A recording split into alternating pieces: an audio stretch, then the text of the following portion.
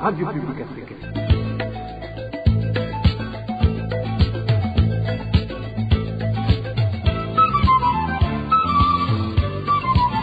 Radio Publique Africaine.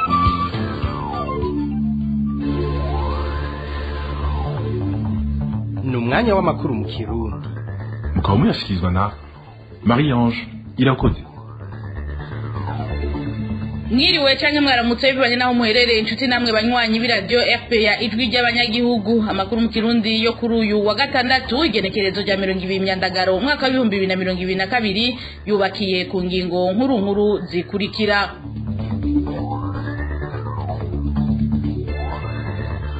Ukunyuruza ibifungurwa bigenewe abanyororo n'ugusongera isibe narijya bari basanzwe bafungurirwa intica ntikize. Mu ntango zano makuru murabikurikira.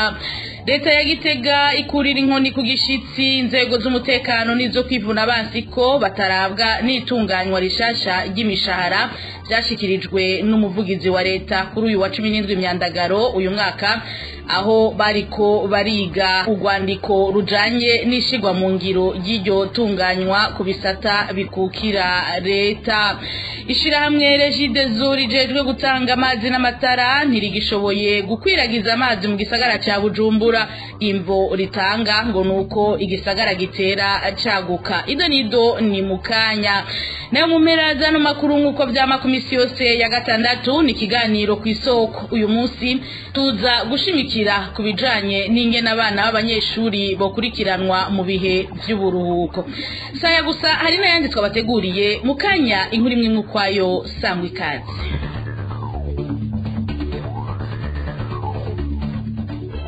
Ndasubiye kubaramutsa dutangurire ano makuru dusaba imbabazi ku ikosa ryaraye ribaye mu makuru yacu yejo. General Celestin Ndayisaba ntari mu banyororo bitabiye Imana mu gasho, ahubwo iyo ntwazangabo iri mu banyororo baronse uruhusha rwo kuja kwivuza bigoranye. Nkuko nari mpejeje kubabwira mu ntango zano makuru, inyuruzwa ry'ibifungurwa vyagenewe abanyororo niryo ryunyura ingorane zo gufungura nabi zibonekeza mu mabohero ari mu Burundi. Ivyo ni bimwe mu vyashikirijwe n'ishirahamwe rikingira abaharanira agateka kazina muntu. Mu cegeranyo caryo ca kuno kwezi kwa Myandagaro, iryo shirahamwe rimenyesha kandi ko iryo nyuruzwa ry'ibifungurwa rihagarikirwa n'abarongoye amabohero. Iyi nkuru twateguriwe na Onesime Dushimagize. Abanyororo bari mu mabahero atandukanye y'u Burundi baronswa ibifungurwa vy'intica ntikize. Ivyo bikunyurwa nuko ibifungurwa vyabagenewe binyuruzwa. Mu cegeranyo caryo gishira habona ukuri ku bibera mu mabahero. Ishirahamwe rikingira abaharanira agateka kazina muntu babangamiwe ESDDHD ryerekana ko haheze ikiringo kirenga umwaka hibonekeza ubukene bw'ibiribwa mu mabahero atandukanye. Ubwo bukene bukama bwisubiriza kandi bukamara iminsi itari mike, mbere y'indwi zigahera abanyororo badakoze ku munwa. Kukaba nkako ishirahamwe ESDDHD rimenyesha ko umunyororo umwe yandikiwe amagarama 350 y'ibiharage hamwe na 350 y'ifu y'imyumbati canke ibigori, ibituma abafungwa bashobora kurya kabiri ari bake cane. Abahurikiye muri iryo shirahamwe babaye muri ubwo buzima bavuga kandi ko naho ivyo bifungurwa bisanzwe ari bike badaheza ngo babironswe bikwiye. Ishirahamwe ESDDHD rimenyesha ko ivyo biterwa nuko muri ayo mabohero hibonekeza nyabuna inyuruzwa ry'ibifungurwa rikorwa n'abarongoye abandi muri abo banyororo, abo bita abakapita, hamwe n'abarongoye amaserire abanyororo bararamwo bafadikanije n'abarongoye amabohero. Ikindi naco iryo shirahamwe rimenyesha nuko abanyororo badafise ubushobozi bwo kugura inkwi baheza bakakwifungurira bagenewe ku mahera make cane. Uwo mugigwa abanyororo basanzwe bita gushira kuri kibisi gukorwa n'abarongoye abandi bita abakapita hamwe n'abandi banyororo bifise nkuko ESDDHD ibandanye bivuga. Abaharanira agateka kazina muntu bari muri iryo shirahamwe bamenyesha ko ivyo bituma rero abo banyororo badafise amikoro basa n'ababangamira abandi mu bijanye no gufungura, kuko biba ngombwa ko basabikanya utwo duke baronse. Kandundura ishirahamwe ESDDHD rinegura ko ubwo bunyonyezi bukorwa n'abarongoye abandi banyororo babukora bahagarikiwe n'abarongoye amabohero. ESDDHD isigura ko rero inyuruzwa ry'ibifungurwa bigira ingaruka mbi cyane ku banyororo, ku magara yo ku mubiri nayo mu mutwe.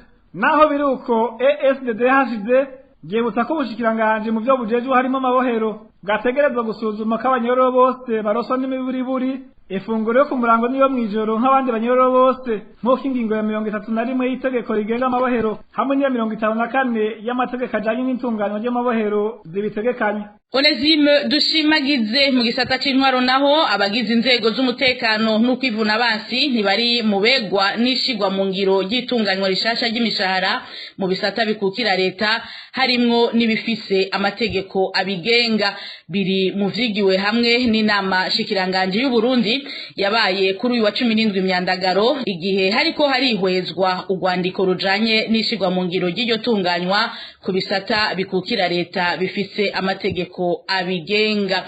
Abashikiranganji begwa n'izo nzego z'umutekano n'ukwivuna abansi bakaba basabwe kubisigurira abo vyega. Kurikira Prosper Ntahogwamiye umuvugizi akongera akaba n'umunyamabanga wa leta y'u Burundi. Ubwo rwandiko rwashikirijwe n'umushikiranganji w'abakozi ba leta n'akazi hisunzwe itunganywa rishasha ry'imishahara ku bakozi ba leta. Umushahara uzobugizwe n'ibi bikurikira: amahera y'ifatiro yisunga urupapuro rw'umutsindo umukozi yazanye agitangura akazi be n'uburamba afise, amahera ajanye n'akazi nyezi nakora hisunzwe ingene ubuzi bwatondetswe, iryo tondekwa naryo rikaba ryisunze ibi bikurikira: umenya ko kazi gasaba, ingene ako kazi kagoye n'ubuhinga gasaba, ukwitanga n'utwigora ko kazi gasaba, uruhara canke amabanga umukozi afise mu kazi, amafaranga ajanye n'umwimbu umukozi yashitseko hamwe n'amafaranga yo gushigikira umukozi kubera umuryango wiwe. Mu bijanye n'ishigwa mu ngiro ry'iryo tunganywa rishasha ry'imishahara iraba inzego zose za leta naho zoba zifise ayandi mategeko yazo azigenga. Inama shikiranganje imaze guca hirya no hino ubwo rwandiko yashinze ibi bikurikira: kwandika neza umutwe w'ubwo rwandiko bigatomoka ko inzego z'umutekano nizo kwivuna abansi ziterekewe n'iritunganywa rishasha ry'imishahara. Kwandika ibiri muri ubwo rwandiko bikaba itegeko ry'umushikiranganji wa mbere. Gushiraho umugwi w'abahinga uzofasha izo nzego mwishigwa mu ngiro ry'iritunganywa rishasha ry'imishahara ukazohabwa ikiringo kizwi. Abashikiranganji bajejwe umutekano no kwivuna abansi bosigura izo nzego iyo politiki ijanye n'itunganywa rishasha ry'imishahara kugira ngo ntibayitahure ukutariko. Ubushikiranganji bujejwe abakozi ba leta buri kumwe n'abajejwe amasendika gutunganya ikiganiro kugira ngo basigure uyu mugambi kugira abakozi bawutahure neza. Iyi muriko murakurikira ni radio RPA ijwi ry'abanyagihugu. Burundi ntibwari bukwiye kwifatikanya n'igihugu ca Tanzania mu kwanka ko ba mukerarugendo binjirira ku rupapuro rumwe visa unique mu bihugu vy'akarere ka Afrika y'ubuseruko. Uyo ni umwihwezo w'umushakashatsi akaba n'umwigisha mu makaminuza Nkurunziza Janvier Désiré yagize kuri uyu wa gatanu mu kiganiro cyo guhanahana ivyiyumviro cyateguwe ni banki nkuru y'igihugu. Umwigisha Nkurunziza Désiré amenyesha ko Tanzania ifise ba mukerarugendo bayo bagendera ibibanza ndangakaranga bitandukanye, ahanura ko igihugu gikwiye kuraba inyungu zaco. Tumukurikire. Il faudrait que le Burundi puisse s'arrimer à la région pour profiter justement des touristes qui viennent voir notre pays dans la région. Uburundi bukwiye kuja hamwe n'ibindi bihugu vy'akarere kugira buronke akarusho ku ngendo z'aba mukerarugendo baza mu karere. Nico gituma Uburundi bukwiye kwerekana igicapo cabwo muri ico gisata c'ingenzi aha mu Burundi. Sinzi ko mu Burundi biremezwa hakwiye gukoresha urupapuro rumwe ku ba mukerarugendo. Narumvise ariko sinzi ko vyo barivyo. Uburundi ngo bwoba bwaranse kwemeza ikoresho ry'urupapuro rumwe rwo mu karere kumva natahura mu gihe ibindi bihugu vyagwemeje kireze Tanzania, ariko uko biri Tanzania ishobora kuba idakeneye iyo visa rusange, ariko Burundi oya. Kubera iki? Kubera ko Tanzania ifise ba mukerarugendo bayo. Jewe buri kwezi kw'icumi ndaje Arusha, indege ziba zuzuye ba mukerarugendo bagendera Kilimanjaro bakora ivyitwa safari. Ivyo bisobanura ko bafise ba mukerarugendo bagenda gusa muri Tanzania, sico kimwe n'u Burundi. Qui vont faire des safaris parce que c'est-à-dire qu'ils ont leurs touristes qui vont en Tanzanie directement. C'est pas la même chose que le Burundi. Le Burundi peut être la peine à mobiliser autant de touristes qui viennent visiter le Burundi, qui viennent visiter le pays. Alors qu'est-ce que le pays devrait faire? En adoptant le visa unique, la personne qui vient visiter la Tanzanie ou le Kenya ou le Rwanda peut passer 2 jours au Burundi Uburundi bushobora kuba butoroherwa guhimiriza ba mukerarugendo. Muri ico gihe igihugu cokora iki? Mu kwemeza urupapuro rumwe kuri ba mukerarugendo, uwuje kugendera Kenya canke u Rwanda ashobora kumara iminsi 2 mu Burundi arabibanza vy'iratiro akagenda ariko akoresheje urwo rupapuro rwa IAS. À pousser les touristes à traverser en fait la frontière vers le Burundi. Mais s'il doit chercher un visa pour la Tanzanie, puis un visa pour le Burundi, non. Il va aller en Tanzanie, il y a assez à voir en Tanzanie, et puis le touriste va rentrer chez lui. Ikigo kijejwe gutunganya no gucungera itumatumanako AFTT cyarafashe ingingo yo kugarishira hamwe ryo gutumatumanako la SEL benshi bita Smart Burundi. Ico kigo kivuga ko iryo shirahamwe ridashoboye kuriha ibirarane rifitiye leta y'u Burundi mu kiringo byari giyemeje. Ariko naho biruko iryo shirahamwe ryo gishuye ico kigo rikimenyesha ko ibirarane byose vyarishwe hasigaye amafaranga yakoreshejwe hagati y'ukwezi kw'indwi hamwe n'ukwezi k'umunani gusa. Iyi nkuru twateguriwe na Eric Niyonzima. Nikete AFTT agakwego 1973 agakwego SM agakwego ND akaburungu I agakwego umwaka wa 2022 ikigo AFTT shandikishira hamwe ryo gutumatumanako Smart Burundi kwigenekezo rya 18 Nyandagaro uyu mwaka. Ico kigo kivuga ko mu biyago cagiranye n'iryo shira hamwe kwigenekezo rya 5 Nyandagaro uyu mwaka cyashakibukije kugira ryongere kongerwa urusha rwo gukorera mu Burundi bitegerezwa kuba ryarishe amafaranga y'ibirarane yose rifitiye leta imbere y'itariki ya 18 Nyandagaro umwaka wa 2022. Iyo tariki kaba yari hwanye na ikiringo c'inyongera c'indwi zibiri iryo shiramo ryategerezwa guherezako. Ariko ngo tubisoma muri iryo kete ikigo kivuga ko ayo masezerano ishiramwe Smart Burundi ritayubahirije, arico gituma rihisemo kubasaba guhagarika ibikorwa vyabo. Arico kigo kinamenyesha ko mu gihe bitokurikizwa hofatwa izindi ngingo ruhasha. Iyo ngingo rero ikaba cikurikizwa n'ishiramwe Smart Burundi. Ariko ngo tubisoma mu ikete la SER SI agakwego 176 agakwego DEJ agakwego umwaka wa 2022 iryo shiramwe gishuye ikigo ARCT ishiramwe Smart Burundi gisigura rinerekana ko ibirarane vyose rifitiye leta y'u Burundi ko ryavyishuye, aho rinavuga ko n'ikigo OBR casize ko umukono. Ishiramwe Smart Burundi ryasozere ikete ryaryo ryerekana mu biharuro kamahera atararihwa ari yakoreshejwe hagati y'ukwezi kw'indwi hamwe n'ukwezi k'umunani umwaka wa 2022, aho rinemeza ko ishiramwe la SER beshi bazi nka Smart Burundi atabirarane rifitiye leta y'u Burundi nk'uko ikete ry'umuyobozi mukuru wa ARCT ribategeka kugara byabivuga. Eric Niyonzima tugukengurukire ibivuga mu gisata c'imibano naho nkuko nabibabwiye mu ntango zano makuru ishirahamwe Regideso ntirigishoboye gukwiragiza amazi mu gisagara ca Bujumbura kubera ico gisagara kibandanya caguka. Uko niko ishirahamwe Regideso risigura ko ikibazo c'amazi gihanze amakartier amwe yo ku mugwa mukuru w'ubutunzi kumwe namwe mu mazone ya komine Mutimbuzi ntara ya Bujumbura. Iryo shirahamwe rivuga ko riko riritunganya kugira ico kibazo gitoregwe umuti. Mu kwezi kwa mbere umwaka uza uburaruko bw'igisagara buzoba bubaza ico kibazo c'amazi. Emmanuel Niyungeko. Amatangi abiri yegeranirizwamwo igice kinini c'amazi akoreshwa mu gisagara ca Bujumbura yubatswe mu mwaka wa 1985 bikaba byari bitegekanijwe ko ayo matangi azotanga amazi gushika mu mwaka wa 2005. Ivyo bigasigura ko amakaritiye yavutse inyuma y'umwaka wa 2005 atategereza kuronka amazi y'ishirahamwe Regideso mu gihe iryo shirahamwe ritagiye gisunga umurindi ujanye n'iyaguka ry'igisagara mu kugwiza amazi akenewe. Izo nizo nsiguro zitangwa n'ishirahamwe Regideso ku ngorane ijanye n'itangwa ry'amazi meza mu gisagara ca Bujumbura. Ikindi kivugwa n'igisata kijejwe kumenyesha makuru mu ishirahamwe Regideso no gusaza kumuhora kubera ko umaze imyaka myinshi ukora utaranagurwa. Ni mu nyishu ico gisata kijejwe amakuru muri Regideso cahaye uruganda rwa radio RPA biciye mu butumwa bwanditse. Insiguro igira gatatu nuko hariho amasoko y'amazi ava mu misozi ihanamye mu gihe cici, ayo masoko agaheza akagabanya umwimbo w'amazi. Kuby'ivyo rero ishirahamwe Regideso rikaba rigendanira kabukanya mu gutanga amazi mu gisagara ca Bujumbura nk'uko bibandanya bivugwa n'igisata kijejwe gutanga amakuru. Ku kibazo kijanye n'umuhoro ushaje, Regideso imenyesha ko iri kiratuma ko ibikoresho bigizwe n'imiringoti hamwe n'ibindi bijana kugira ngo ishire mu ngiro ibikorwa vyo gukwega amazi mu masoko ya Matyazo, Mubimbi na Butaganzwa, mu gihe atacohinduka nk'uko bibandanya bishikirizwa n'igisata kijejwe gutanga amakuru muri Regideso. Isoko rya Matyazo mu kwezi kwa nzero k'umwaka uza rikazoba ryamaze gutangura gutanga amazi ku makaritiye agize uburaruko bw'igisagara, nayo ku makaritiye yo mu bumanuko bw'igisagara ca Bujumbura muri uyu mwaka w'amafaranga harategekanijwe uburyo bugenewe kongereza itangwa ry'amazi. Ku bijanye na zone Rukaramu rimwe na rimwe ikunda kurungikirwa amazi acafuye, Regideso ivuga ko hari aho bishika abafundi bayo ntibasukure ibikono bibika amazi agenewe iyo zone. Ishirahamwe Regideso rigahamagarira abanyagihugu ba Rukaramu kumenyesha ibijanye n'iyo ngorane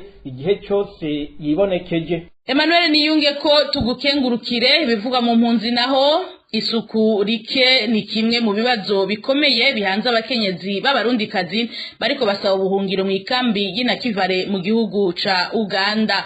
Kubgabo bakenyezi ubwinshi bwabo hamwe n'ubukene bw'ibikoresho vyankenegwa na cyane mu gihe c'ubutinyanka ni bimwe mu bituma iryo sukurike riba ikibazo. Idonido na Elvis niyo mwungere. Ubukene butagira izina niyo mvu nyamukuru ituma abo bakenyezi b'abarundikazi bariko barondera ubuhungiro Inakivale mu gihugu ca Uganda bibagora gukora isuku nk'uko vyategerezwa ku mukenyezi. Uko bamwe muri bo babishikiriza bavuga ko ari byinshi bakenera ariko ntibashobore kubironka. Iruhande ikibazo cy'ubwinshi bwabo, uyu mukenyezi wo muri bo avuga ko atamikoro yo kugura agasabuni baronka. Ikibagiwe cyo n'udutambara bakenera iyo bari mu butinyanka.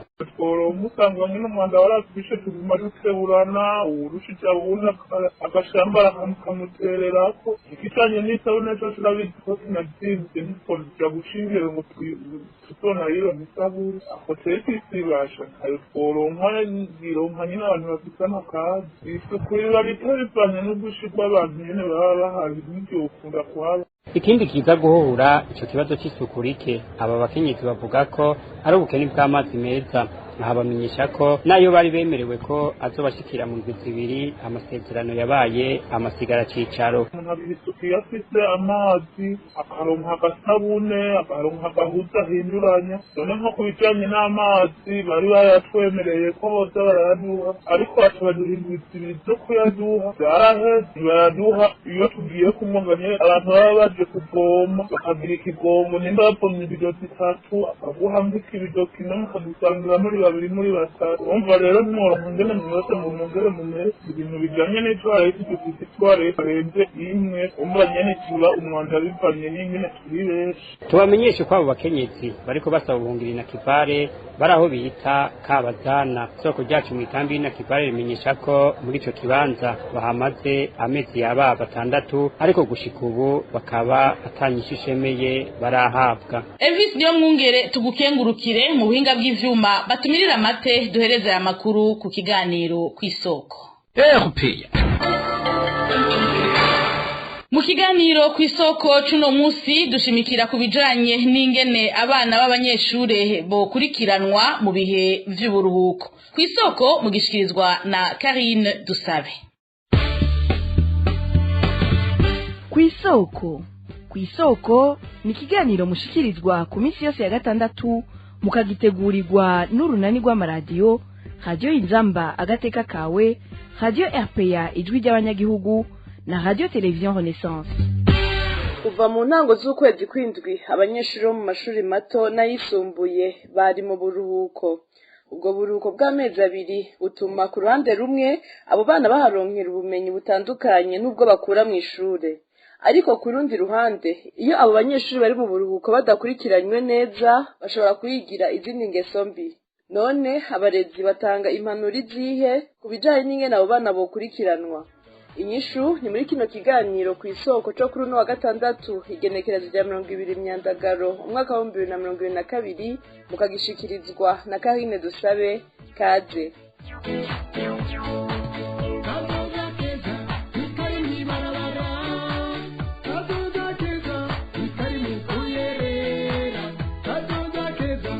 muri iki gihe c'uburuhuko abanyeshuri bavuganye na Emile Nibasumba wa Radio RPA bamenyesheje ko kenshi baba bariko bafasha abavyeyi ibikorwa vyo muhira. Nje mu buruhuko bukuru nashoboye guteka umuceri, ibiharage, ubugari bworya abantu babiri, nashoboye koza ivyombo, gukoropa, gusasa no kumesa impuzu nkazanikira. Hanyuma ikindi twagiye kumutemberera bibi, aratwereka urusyo nico barukoresha, atwereka n'impuzu z'ibiti. Kubera je nsanzwe ndi umukinyi w'umupira twarakinye inkino nyinshi turamenyana n'abagenzi benshi. Icya kabiri naho ndabafasha n'abavyeyi udukorwa two mu nzu kubera nanje nsanzwe nzi no guteka, abatonyi banje nkabereka ingene bakora udukorwa two mu nzu.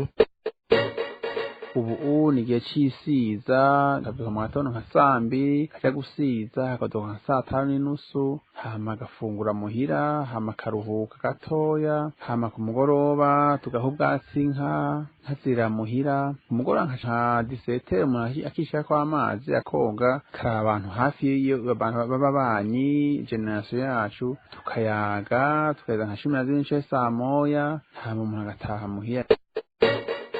Uburuhuko bukuru namenye gukoresha imashini nyabwonko uko mama yanyigishije, kubera ku ishure sinahitabura neza. Mama yanyigishije nkayimenya neza n'ukwandika n'ibindi bintu biri ku imashini. Abavyeyi baganiriye na bagenzi bacu ba televiziyo Renaissance baremeranya ko igihe c'uburuhuko atari akanya ko kuryama, nyabuna ari ako kurahura ubumenyi. Abo bavyeyi bahisemo gufasha abana babo mu kubakoresha ibikorwa vyo muhira. Turagerageza kubaha abana ibikorwa, bagakoropa, bagakora buryo bikorwa abakozi bakora, bagafasha abakozi nimba ari kuvoma. Ariko rero hageze amasaha y'inyuma ya saa sita biratugora ko nta bindi bikorwa tubona twobatuma bihari. Ikiba rero nuko abana dusanga bariko baratembera, umwana ahitana n'uwundi bagenda, abakiri bato bamaze kwegera haruguru bakagenda kwitanganyika koga, abandi bakamera nk'abayerera kuko nta bikorwa by'ukuri intwaro iba yarateguye byohuza abana kugira ngo abana bashobore kuja muri ivyo bikorwa ntibasamare. Twebwe turira yuko amashuri batangura vuba kugira ngo bapfume basubira ku ishuri, ko iyo inyaha mu buruhuko by'ukuri twebwe ntibitworohera. Abana nk'umuvyeyi nashoboye kubigisha ukuntu bateka, ukuntu bamesa. Umukobwa mfise wewe naramweretse ingene basasa. Hariho abasanzwe bari mu ma ekipa akiri umupira ukwironora imitsi, barashoboye kugendera abandi bakinyi bagenzi babo, baragira inkino zibahuza. Je muvyeyi nategekanije yuko kwa Mungu ntegerezwa kubatwara kuri Tanganyika, nkaja kubereka ibigize Uburundi, karyoherwa bakarya bakanywa, tukarindira yuko amashuri atangura. Ubwa Eulalie Nibizi, umurezi akaba n'umuvyeyi, gukurikirana abana mu buruhuko bisaba integuro kuva imbere yuko baja mu buruhuko. Kubwiwe ngo ico gikorwa kugira kigende neza nicari gikwiye kuba ico abavyeyi gusa, ahubwo na leta yategerezwa kwerekana uruhara rwayo. Abavyeyi bari bakwiye ko baba n'imbere yuko uburuhuko bushika baragiye inama n'abana, bakaraba ivyo abana bakenera mu buruhuko vyobatuma bakoresha uwo mwanya, hanyuma bakabandanya indero, hama kandi uburuhuko bukagira n'ico butanze bwa nyungu. Ikindi abavyeyi bofasha nuko muri bo nyene boje inama. Urabona amashuri hafi yabo hariho amashure, bakaja inama bakaraba ivyo bikorwa abana bashize imbere ko bakeneye, bakagira inama yuko abavyeyi bohana imbu, bakaza barakurakuranwa mu gukurikirana yuko ivyo bikorwa abana bashatse gukora koko bifise akamaro. Bakaza bararaba kandi yuko atakindi abana boshobora kubungura, bakavuga bati twebwe tubona dukeneye iki kugira ngo twiteze imbere, indero turonke indero runtu n'ivyo, hama twongere no mu bwenge twiteze indero kumbure no mu buhinga. Urumva rero ico ni igikorwa gikomeye cane, bakongera igihe abavyeyi bashoboye kwitunganya bakaringaniza, bagashiraho nk'agakomite, bagaraba abajejwe intwaro yuko bogira ico baborohereje. Muri ivyo baborohereza urabona ibikorwa bifatira abana mu kiruhuko, hari ibikorwa bijanye no gukora mu rugo, no kuvuga vyo kurima, ivyo korora, hakaba iby'isuku hakaba iby'imyuga hakaba iby'ubudandaji abavyeyi rero boheze bakafasha abana bakaraba igikorwa gishobora kungura abana kikabazanira ikintu bo kwinjiza urumva rero ivyo bikorwa ni bikorwa ndetse yuko biva ku muvyeyi n'umwana nuko leta rero yoheza igatanga intumbero ikama bafise mu kiruhuko mu makomine ku mitumba hariho no mu makartie bakaba bazi ibikorwa bihari birindiriye abana mu kiruhuko ibikorwa bitanga inyungu ku muvyeyi ku mwana bikongera bigatanga inyungu no ku gihugu ikindi naco hari ibikorwa biremeye abavyeyi bo kwirinda guha abana ibikorwa birengeye imyaka yabo buriyumviye yuko gukurikirana abana mu buruhuko ari akaryo ku bana kugira baharonkere ubumenyi butandukanye bataronka ku ishure kandi buzobafasha no muri kazoza ni na hano duciye dusozerera kino kiganiro ku isoko tahini dusabe ntakibashikirije ndabahisanga ku wa gatandatu uza naho ubutaha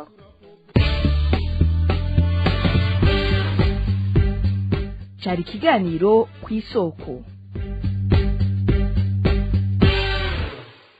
Urakoze Karine dusabe ni no kuri iryo jwi ryawe dushedoreza ko amakuru mu kirundi yo kuri wa gatandatu igenekerezo rya 20 myandagaro umwaka wa 2022 bakoze bagenzanje b'uruganda rwa RPA bafashije gutorokanya amakuru ntibagiye abafashije mu buhinga bw'ivyuma mwebwe mwese mwari muduteze yompi ndabakengurukiye duhana isango ku munsi w'ejo jewe Marie Ange Irakoze nije twari kumwe kuri miko ndabikebanuye giraho muba mwubahwe na gahwane